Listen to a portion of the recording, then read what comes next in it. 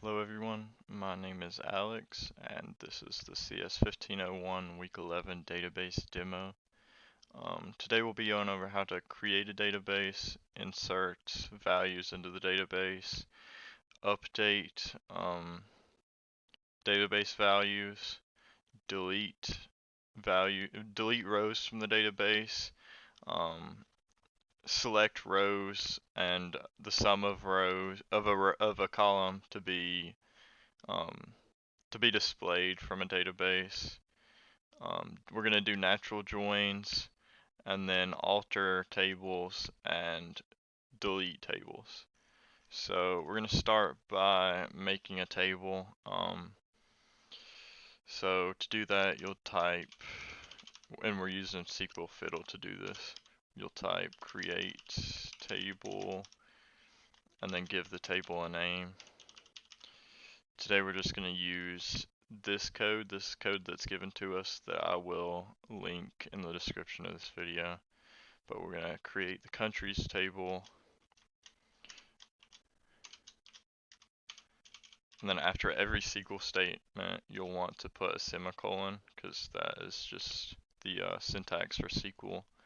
And then when you are creating a table, you'll first type the name of the column that you want, and then the data type. So for ID, we're going to use int, and then you can specify that it can't be null, and then auto increment it.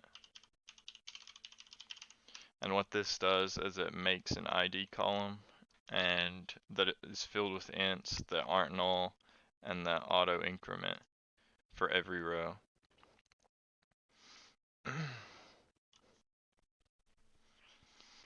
And then you'll want to make a primary key. And what this does is it specifies the ID will be distinct for every row in the database table. And then you'll want to put commas in between each of these statements. So if you want to display, well, we'll have to put something into the table before we can display it. So if you want to put something into the table, you'll put insert into, and then the table name, which is countries. And then you'll put the variables. Right now we just have ID, so we'll just put ID in, and then values, and 1. So this will, so if you want to display what we just inserted into it, you'll do select. And if you want to display every column, you can do select star, but you can also do select ID, and that'll only select the ID column. And then you'll do from, you'll use the from keyword, and then name the table. And then make sure to put a semicolon at the end of it. And you can run it, and you'll see that we have a table that only has an ID, and it only has 1 as the ID. So I will go ahead and paste all of this in here. This just makes the full table. And then I'll build it. And then we can select star. Sorry, I have full screen there.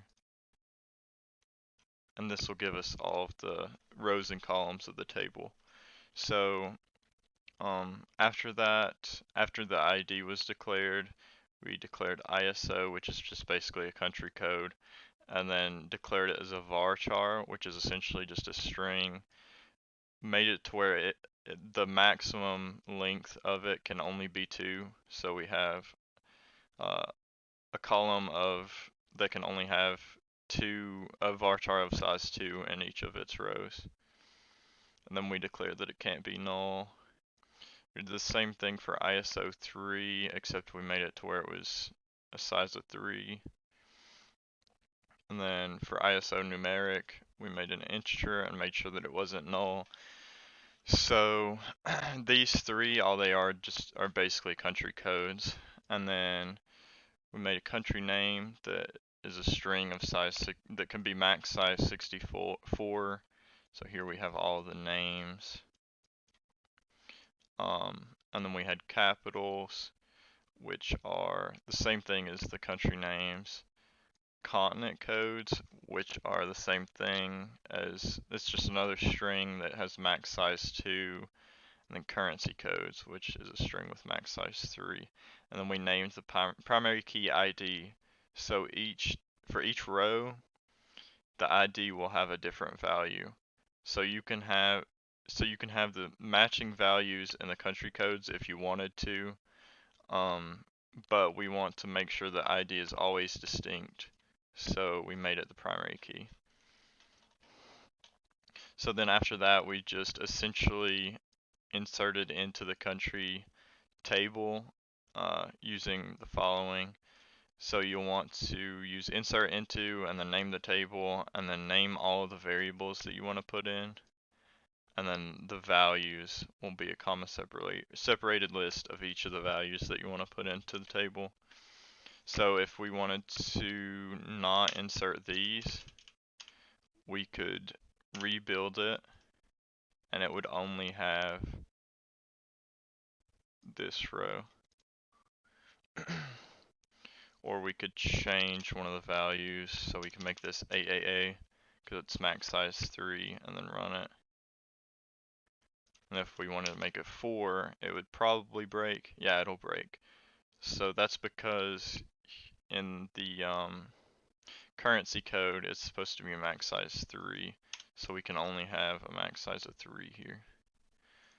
So I'm going to re-paste in the table to make sure that that's how I want it. Also, if you want to insert comments into SQL, you can do 2 slashes and then add a comment. Or you can do, like in C++ or Java, you can do comments like this.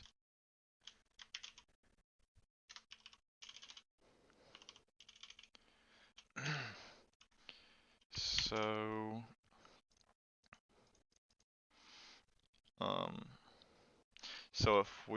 I'll rebuild it here and then run it. So if we want to change this value in the country table, we use an update statement like this. So we will update the country table, and then set ISO equal to ZZ, where ISO equals AU. So this just basically finds anywhere that ISO is AU, and then assigns ZZ to the value. So once you put it over here, and do that real quick, and then rebuild it, select star from.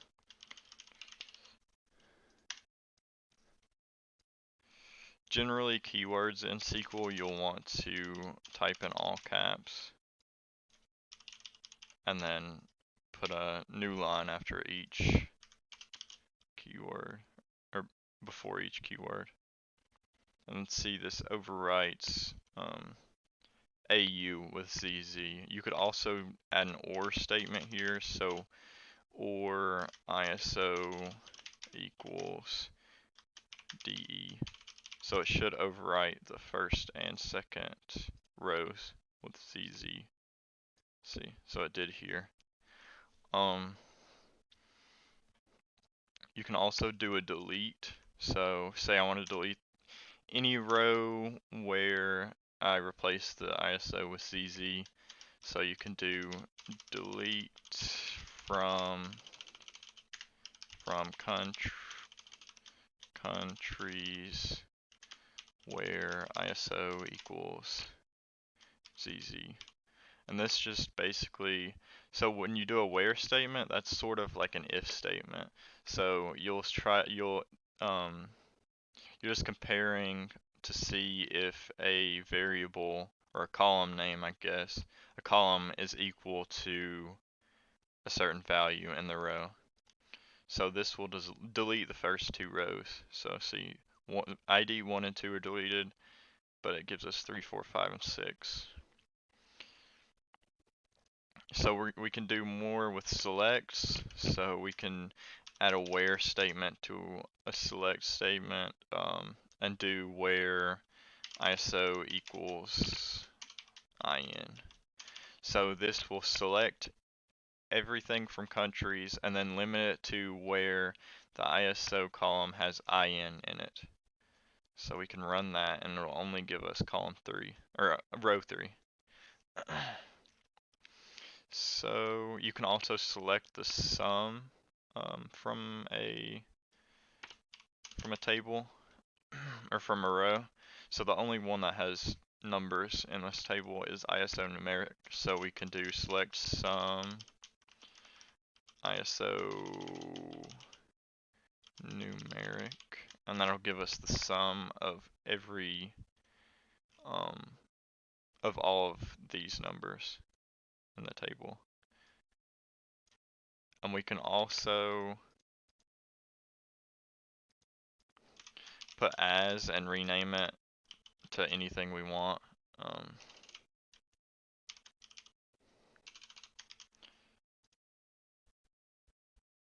So this will rename the table or the column to X. So I'm gonna undo that and just put star. So that'll select everything again. And then I will take these deletes and updates out so that we have the original table. So this will just give us the original table. So you can also do joins, which just basically combine all of the values from two tables.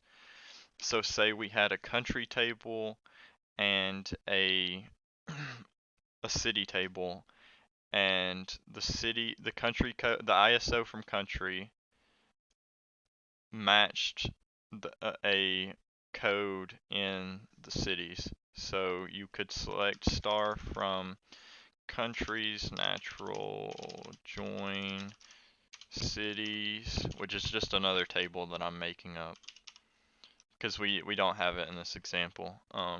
And then you'll natural join on countries dot code equals cities dot code. So if we had another table that was the cities table that had these values in it, or potentially had these values in it, it would combine the two tables together and then match the rows where these matched in each of the tables. So if there's an LA and ISO for countries, it may be easier to do ISO here. So if a country's ISO was LA and then a city's ISO was LA as well, it would combine the values in that row and give you an even larger row. But yeah, that just joins the two tables. But that we may not ask about that. That's sort of a more advanced SQL statement.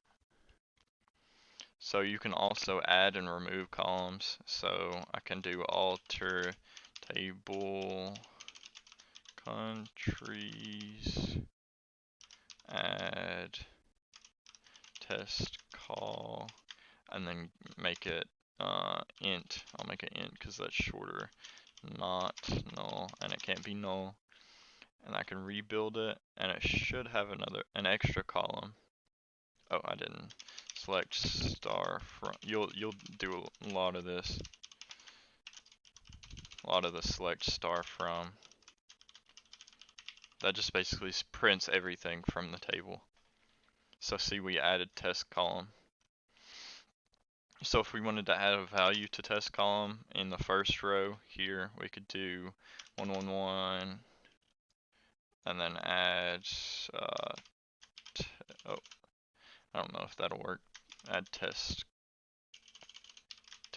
call. I may need to put that before this. Yeah. Okay, let me put this up here. Okay.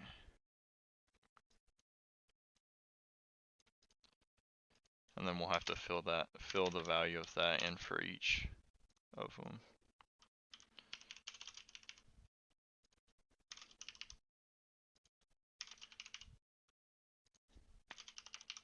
And that just basically adds an extra column, and then we filled in the values for each of the rows. And then I'm gonna reset. Actually, no, I'll just keep the table.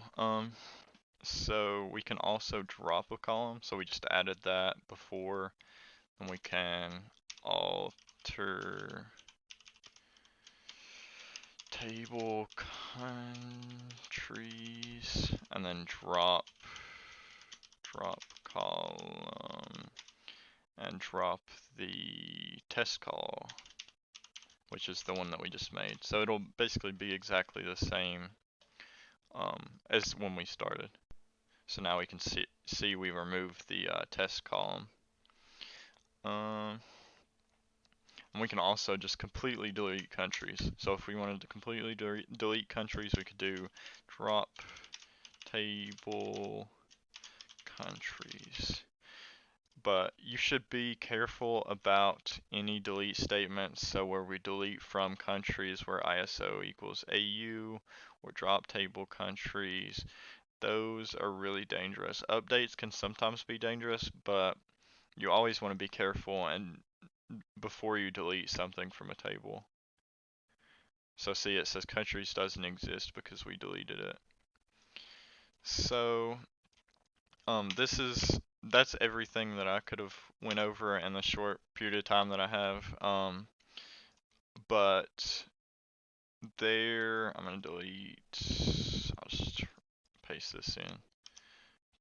But there are many resources online that I will link. So one that's really good is w3schools.com, which basically gives you anything you could ever want to know about SQL and gives you examples of it. So that it may be useful to use W3 Schools on your assignment. I'll also put a link to this into the description, as well as a link to where this table has just been pasted in, because this is just a sample table. So thank you for coming to my demo for SQL for week 11 of CS1501, and have a good day.